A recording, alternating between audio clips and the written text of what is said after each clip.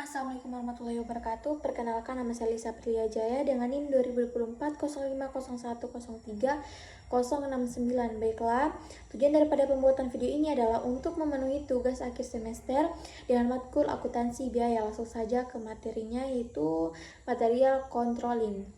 Material controlling atau pengendalian material adalah fungsi manajemen yang bertanggung jawab mengelola seluruh siklus material mulai dari pengadaan, penyimpanan, hingga pendistribusian bahan baku agar tersedia tepat waktu, dalam jumlah yang tepat dan dengan kualitas yang sesuai standar produksi.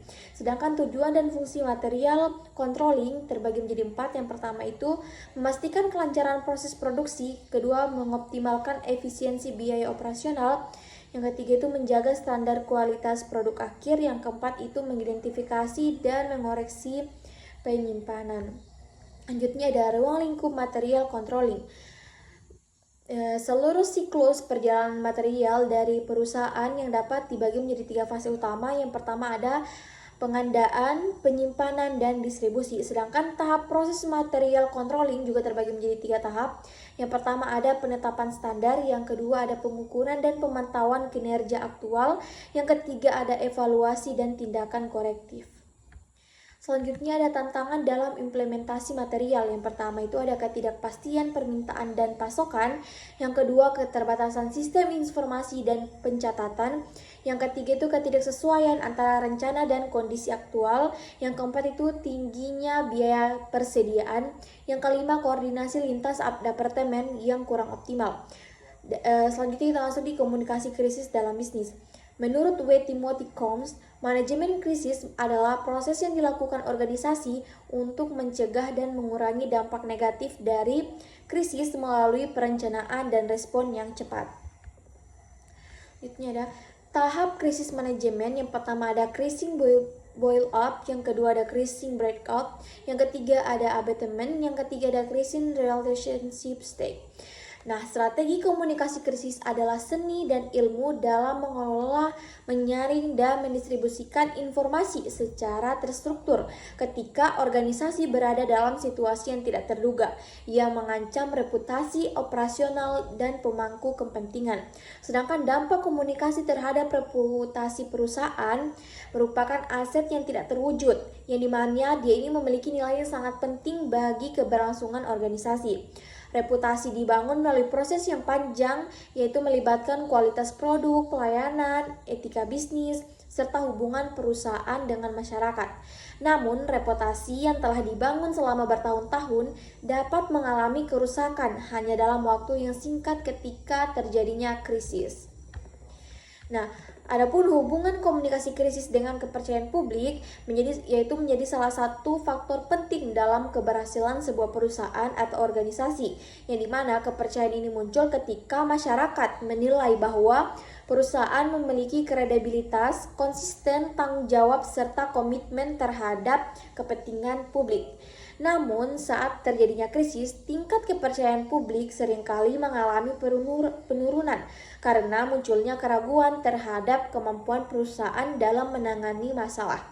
Adapun faktor overhead costing yang menurut Kars 2020 menekankan bahwa biaya overhead pada dasarnya adalah biaya kesiapan manufaktur, yaitu biaya untuk mempertahankan kapasitas proses produksi agar siap beroperasi.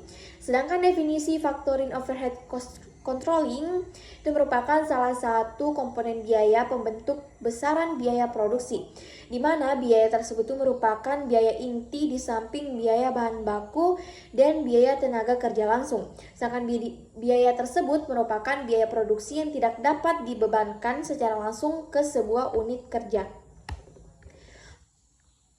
Ini ada komponen atau jenis-jenis biaya overhead pabrik. Yang pertama itu berdasarkan sifatnya terbagi menjadi 3, yaitu biaya bahan penolong, biaya tenaga kerja tidak langsung, dan ketiga itu biaya overhead lainnya. Sedangkan berdasarkan perilaku terhadap volume produksi juga terbagi menjadi 3 bagian. Yang pertama ada biaya overhead tetap, yang kedua biaya overhead variabel, yang ketiga ada biaya overhead semi variabel. Sedangkan berdasarkan departemen atau pusat biaya terbagi menjadi bagian. Yang pertama ada biaya overhead departemen produksi dan biaya overhead departemen penunjang atau jasa. Adapun faktor overhead controlling dalam perusahaan manufaktur itu merupakan fondasi krusial dalam menjaga kesehatan finansial perusahaan manufaktur, terutama dalam memantau biaya tidak langsung yang seringkali tidak terlihat namun berdampak sangat besar. Adapun dampak jika faktor overhead tidak dikendalikan dengan baik terbagi menjadi 5 bagian. Yang pertama ada distorsi harga jual dan kerugian margin laba.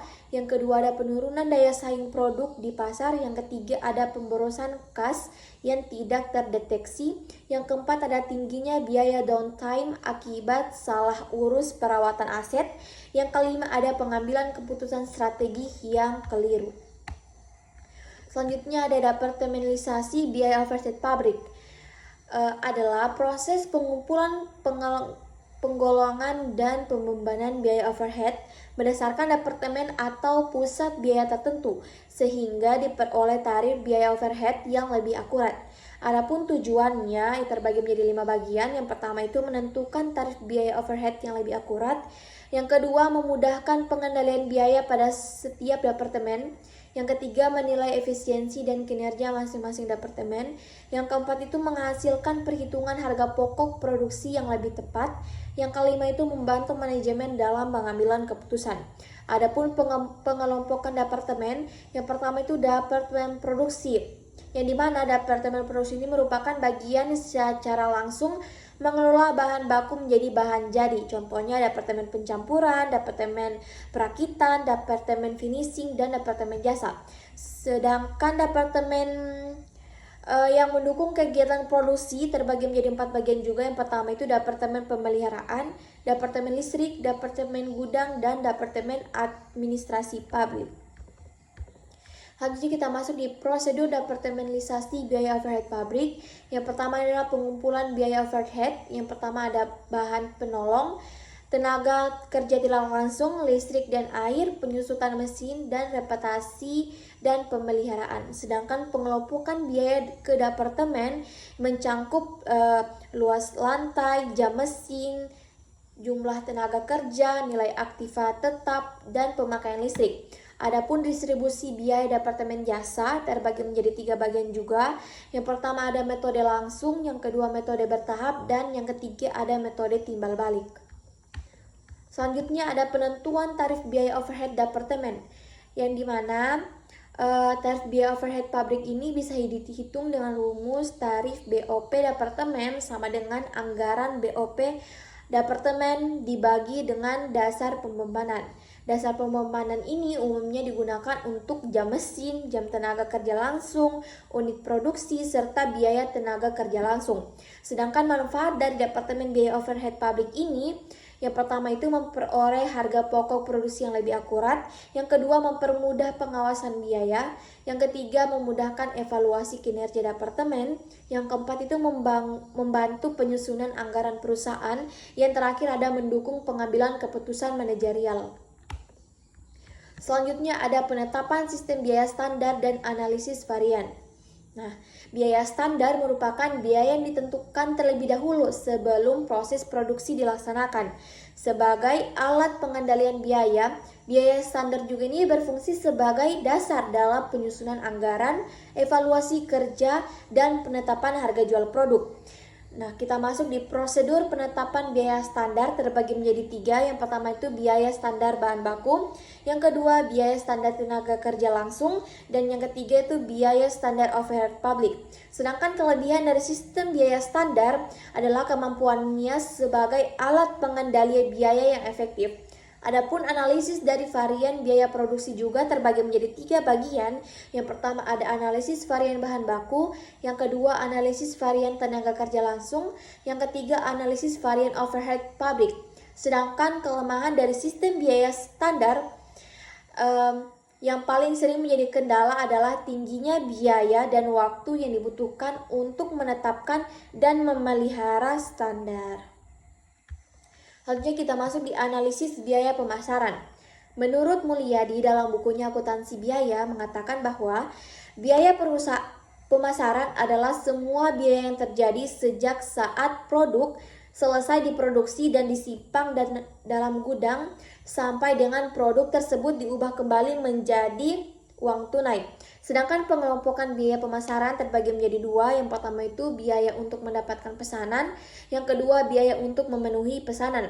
Adapun karakteristik biaya pemasaran, yang pertama itu jumlah biaya pemasaran memiliki jumlah relatif tidak sama antara perusahaan yang satu dengan yang lainnya.